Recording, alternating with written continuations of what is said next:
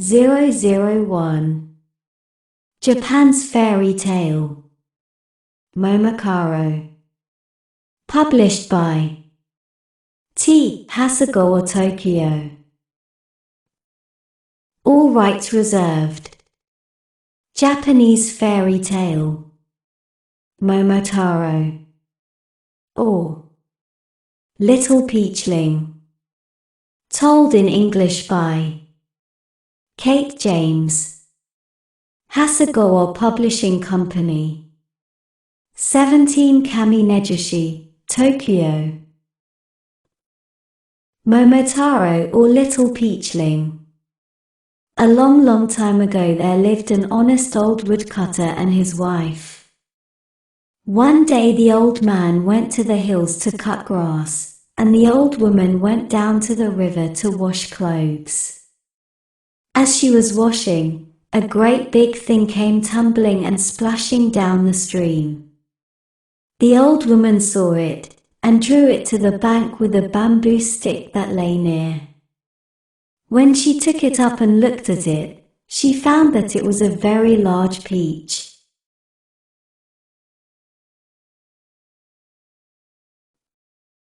Then she was glad, and quickly finished her washing and went home, taking the peach with her that she might give it to her old man to eat. But when she cut the peach in two, out came a little child from the heart of it. So the old couple, having no children, rejoiced, took the baby and brought it up as their own, and named it Momotaro, or Little Peachling, because it came out of a peach. Momotaro grew up big and strong and brave. Having often heard stories about the ogres who lived in an island not far off, he made up his mind to cross over to this island and carry away the riches which the ogres had stored there. His foster parents gave their consent, and helped him to prepare for the journey. They ground some millet which the old woman made into dumplings, and placed in his pouch. The old man provided him with a sword, and when all was ready he took leave of them and set out. First he met with a dog which came running up to the side of the path, and said, "Bo! Wow! Wow! Where are you off to, Momotaro?" "I'm going off to the ogre's island, to carry away their treasures," answered Momotaro. "What have you there hanging at your belt?" asked the dog. "Some of the very best millet dumplings in all Japan," said Momotaro. "Give me one, and I will go with you," said the dog. So Momotaro took a dumpling out of his pouch and gave it to him, and the dog became his follower. Next he met with a monkey, and the monkey said, "Kia, Kia, Kia. Where are you off to, Momotaro?" "I'm going off to the ogre's island," answered Momotaro, as before. Then the monkey said, "Give me a dumpling and I will go with you." So Momotaro gave the monkey a dumpling, and he followed him too. Last of all came a pheasant crying, "Ken! Ken! Ken! Where are you off to, Momotaro?" "I'm off to the ogre's island to carry away their treasures."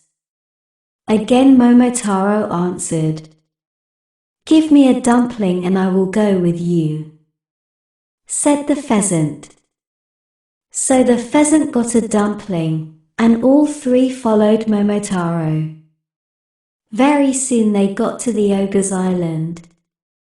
Then the pheasant flew over the castle gate, the monkey climbed over the castle wall, while Momotaro, with the dog at his heels, forced the great gate and got into the courtyard. Here they were met by the retainers of the ogre who came out to fight with them. But they pressed on, and at last came face to face with Akandōji, the king of the ogres.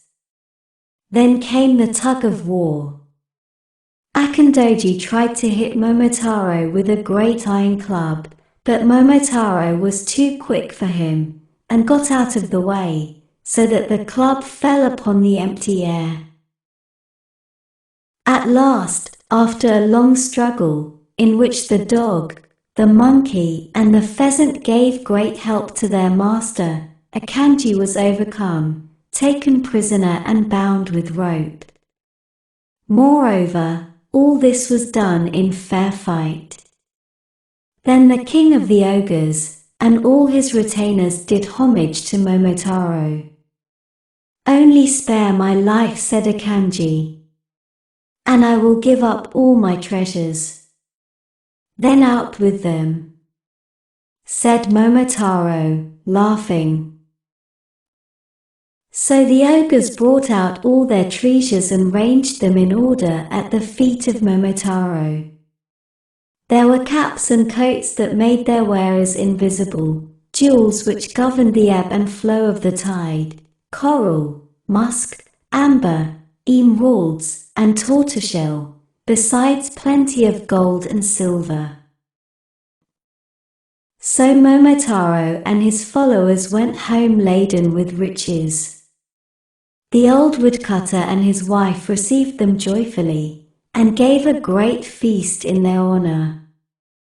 Momotaro kept his foster parents in peace and plenty for the remainder of their lives. He himself lived to be an old man, happy and prosperous and beloved by everybody.